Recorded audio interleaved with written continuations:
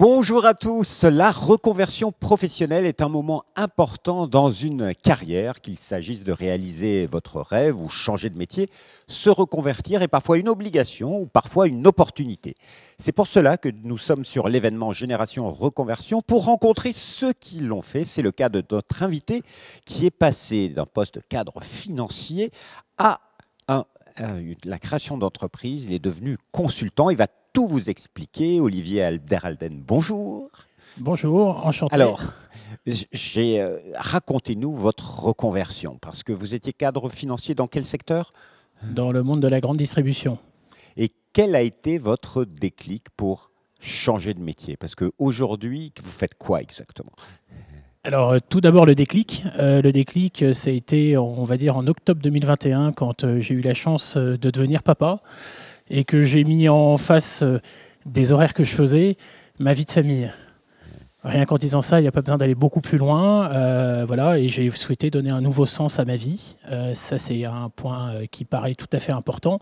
Et donc maintenant, ce que je fais, c'est que j'accompagne des chefs d'entreprise tous les mois autour de tables rondes où chaque chef d'entreprise vient régler une problématique qui lui est chère dans son activité de chef d'entreprise. Donc vraiment, je fais travailler les chefs d'entreprise sur la base de l'intelligence collective et du co-développement en Seine-et-Marne.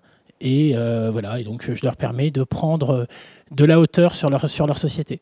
Alors, entre le déclic et la création de votre société à ABD Conseil, et puis vous êtes dirigeant aussi de TAB Seine-et-Marne, c'est un réseau de franchise. C'est ça, tout à fait, un réseau de franchise, oui. Et quelle a été votre histoire, votre parcours? Parce que ça ne se fait pas du jour au lendemain. Est-ce que vous vous êtes formé? C'est le moins qu'on puisse dire. Qui vous a accompagné? Alors, ça ne se fait pas du jour au lendemain. Le déclic a été en octobre 2021, ça c'est certain. J'ai pas eu l'impression de profiter de mon congé paternité. Les dispositions légales dans le cadre de mon travail étaient en pleine mutation à ce moment-là. C'était la loi Egalim, et donc mon poste était très exposé, donc j'étais très occupé. Je dirais qu'il a fallu peut-être 3 mois pour que ce déclic commence à prendre un peu d'ampleur dans mon esprit. Et à partir du mois de janvier, j'ai commencé à rechercher un peu ce que je pouvais faire pour me mettre à travailler à mon compte, être mon propre patron. Et au mois de mars, j'ai participé au Salon de la franchise. Je suis tombé sur une franchise qui ressemblait un peu à ce que je faisais en 2009, à une époque où j'avais monté une association qui s'appelait Paris Ville de Réseau.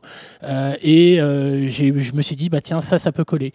Donc j'ai démarré un process où j'ai rencontré l'APEC dans le cadre de son rôle de CEP, conseiller d'évolution professionnelle, qui a donc validé mon dossier après 3 entretiens et j'ai pu déposer mon dossier. Juste pour ceux qui nous écoutent, votre premier coup de fil, ça a été à l'APEC parce que vous vous appeliez l'APEC ou j'ai commencé par une chose, c'est vrai que je ne l'ai pas précisé parce que ça me paraît maintenant quasiment évident, mais j'ai commencé par aller sur le site démissionreconversion.gouv.fr. Sur ce site, j'ai pu tester mon éligibilité. Je me suis rendu compte que malgré que j'ai travaillé dans 2 entreprises différentes sur les 5 dernières années, étant donné que je n'avais pas de je n'avais pas de jour non travaillé entre les 2 contrats, j'ai pu bénéficier effectivement de cette éligibilité. Donc on m'a tout de suite aiguillé vers l'APEC comme j'étais cadre, voilà, et l'APEC m'a pris en charge, m'a aidé à monter mon dossier, à me poser les bonnes questions. Et j'ai pu déposer ensuite mon dossier le 14 avril au sein de Transition Pro Île-de-France. Et j'ai eu ma réponse le 15 juin. Ah, donc ça a été 2 mois. Très rapide. Oui, c'est ça. 2 mois. Et dans ce dossier, vous demandiez quoi? C'est-à-dire un financement d'une formation? Alors même pas. Non, moi je demandais aucun financement. Je demandais juste qu'on accepte la légitimité de ma démission. En fait, si jamais j'ai le temps d'exprimer juste ce point-là, j'avais 2 choix là où j'étais. J'avais le choix d'abandonner mon poste ou le choix de démissionner.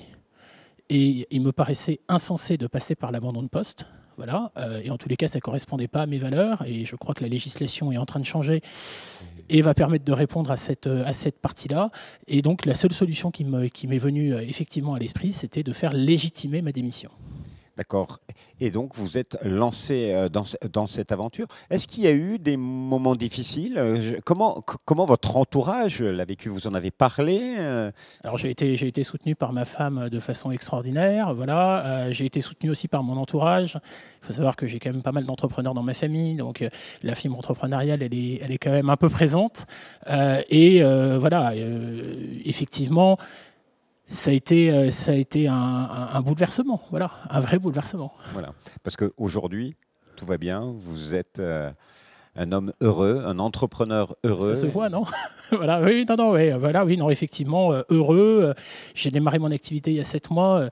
J'avais fait un podcast pour Transition Pro au mois d'octobre. J'avais démarré depuis 1 mois et demi. Je disais que je m'éclatais au quotidien. Ça continue à être le cas. Et ce qui est dingue, c'est que je n'ai pas l'impression de travailler. Voilà. C'est-à-dire qu'en fait, le boulot que je fais m'épanouit à un point qu'aucun autre de mes boulots sur les 20 premières années de ma carrière professionnelle ne m'avait apporté cela. Voilà, c'est le conseil que vous donnez au final. C'est trouver du sens, un métier qui a du sens pour vous et tout Ah ira bien. oui, bah, trouver du sens et des valeurs humaines, hein, voilà, et des valeurs humaines. Et des valeurs humaines. Et s'il y avait un conseil technique, Transition Pro, APEC, c'est quoi la bonne adresse pour réussir sa reconversion? À mon sens, la première des choses, c'est démissionreconversion.gouv.fr. Ça, c'est la première chose. La deuxième chose, je conseillerais d'appeler Transition Pro Île-de-France pour être le mieux aiguillé dans les démarches, puisqu'il y a plusieurs CEP, hein. J'ai cité l'APEC, mais je crois qu'il y a Tingari, il y en a d'autres que je ne connais pas tous. Mais je pense que Transition Pro, c'est aiguillé en fonction de la caractéristique du candidat vers le bon interlocuteur. Alors, je dois donner le site internet de Transition Pro, www.transitionpro-île-de-france.fr. Ils vous aiguilleront vers le bon CEP, conseiller en évolution professionnelle. Monsieur Abderhalden, merci infiniment. Eh ben, c'était un plaisir. Merci pour cette rencontre et je vous en propose d'autres, toujours dans cette émission spéciale Génération Reconversion. Au revoir et à bientôt. Au revoir.